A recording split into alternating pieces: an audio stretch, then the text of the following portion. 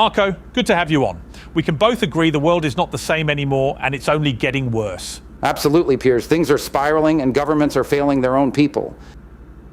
Let's talk about this new popular movie, Citizen Vigilante.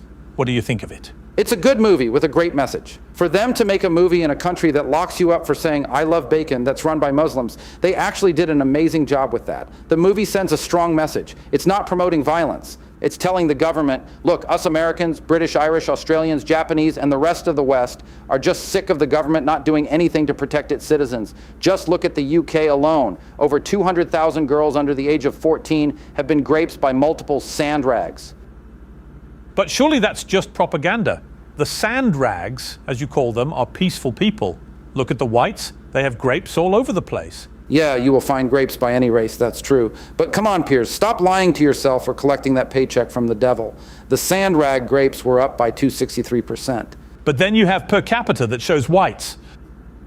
Well, duh, it's a country made by whites. It's only about 6% sand rags, but that 6% accounts for almost 70% of all grapes. Piers, do you ever fact check anything? Just by you using white statistics shows you don't do any research. What do you mean? With all white statistics, a huge percentage of it isn't even real whites. For over 30 years on arrest records and prison records, they've been placing others as white simply because they have lighter skin. I've even seen blacks labeled as white. Spanish and Muslims will take up about 70% of all the white statistics. So for example, if the number says 80% of the crime is done by whites, it's actually about 10 to 20% because the rest will actually be Muslims and Spanish. They've been doing this for years.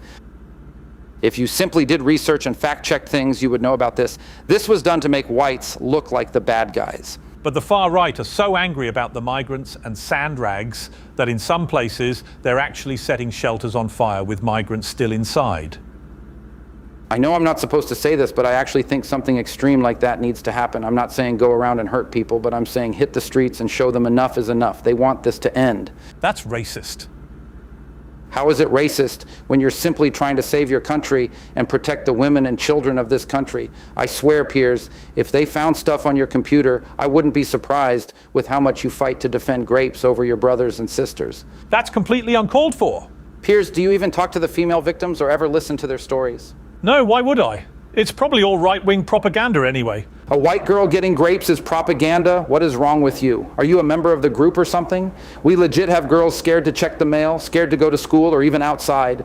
Some are scared to even check the door when someone knocks on it. Young girls traumatized for life. How are you okay with this? A young lady gets grapes by a sand rag. She puts a post on Facebook saying the sand rag is a pig and she gets in more trouble than him. Or another one, the sand rag just got a 200-pound ticket for raping a 13-year-old multiple times. This is the country you're defending, Piers.